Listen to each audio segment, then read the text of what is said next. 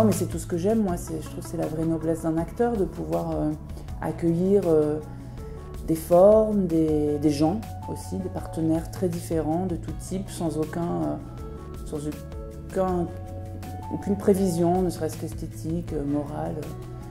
Moi, j'ai aimé, puis j'ai dit oui au Tuche parce que aussi je jouais un homme qui aimait une femme, donc je trouvais ça bien. Je trouvais ça exotique pour moi. Archibald Langevin, il s'appelle, il est acteur et réalisateur porno au service de Sa Majesté Anne, incarnée par Vanessa Paradis, et il est un peu son pare-feu, son outil, son animal de compagnie, et surtout c'est quelqu'un qui veut transformer les désastres aux alentours en moments de joie, en moments de gaieté. Il croit au cinéma coûte que coûte, il croit qu'il faut continuer à faire des films. Alors ça c'est l'histoire, c'est quelqu'un qui aime son métier, qui aime sa patronne, et c'est quelqu'un qui est un peu un funambule dans cette histoire, qui à la fois est très inquiet mais préfère en rire, préfère aller vers la lumière. Et puis si on se dégage un petit peu de ça, c'est aussi quelqu'un qui va se prendre les années SIDA dans la tête et dont il en a peut-être un peu la prescience, comme toute cette communauté de personnes, comme tous les gens, comme tout le monde en fait. Mais finalement, quand on y réfléchit, ces gens-là qui faisaient des films porno qu'on voyait dans les salles de cinéma, c'était quand même très audacieux, quoi. C'était de tourner ça en pellicule, de le montrer dans des cinémas, c'était tout un courant. Il y avait une vraie foi dans l'image et une vraie foi aussi dans la jouissance. Ça peut paraître un mot bizarre aujourd'hui, mais c'est un être qui jouit quand même. Ben, ça a la douceur et l'angoisse du rêve, parce qu'on se demande si justement le réveil va pas être très dur. Et en fait, le réveil n'a jamais été dur, puisque la vie d'un film, ce qui est magnifique, c'est qu'on le tourne, et après il y a des rendez-vous, comme ici, comme la promo.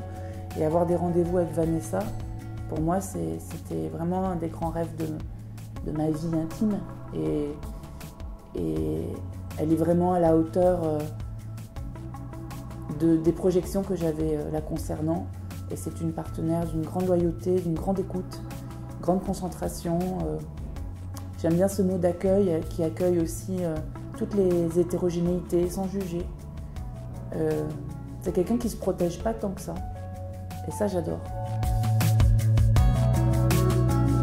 Quand on regarde Un couteau dans le cœur, ce qui est beau, c'est que de façon très joyeuse, il n'y a pas une personne qui est dans la norme.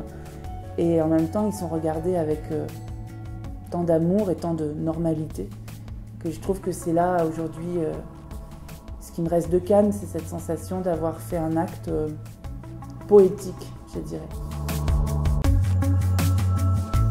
J'ai quand même l'impression que ce sont des gens qui écrivent déjà. C'est ce qui relie tout. C'est un sens haut de l'écriture. Et c'est surtout, là vous parlez du film de Riyad Sattouf, c'est comment dire autre chose que oui à des gens comme Riyad Sattouf, comme Yann Gonzalez, comme Michael Bourg, comme ceux avec qui j'ai travaillé. Parce qu'on dit souvent auteurs, mais ce sont des audacieux. Et j'ai lu récemment une phrase où on disait, c'est Paul Venn qui parlait de quelqu'un qui lui manquait. Il disait, ce qui me manque aujourd'hui, ce sont les élégants. Et ce sont aussi des élégants, mais des élégants pas parce qu'ils sont bien habillés, mais des élégants dans leur regard sur le monde, sur la société. Et ils ont tous cette particularité-là, c'est qu'ils le regardent de façon très élégante, le monde. Peut-être que je dirais Cris et chuchotements d'Ingmar Bergman, parce que je trouve que c'est celui qui présente les actrices parmi les plus incroyables. Et puis j'adore le mélange, moi j'aime beaucoup la littérature au cinéma, j'adore, on ne sait plus si c'est du film ou un texte ou une chanson. Je crois que ce film, c'est un des films que j'ai vu beaucoup, avec Casino de Scorsese, donc ça n'a un peu rien à voir, mais deux films on va dire, Scorsese et Bergman. Voilà.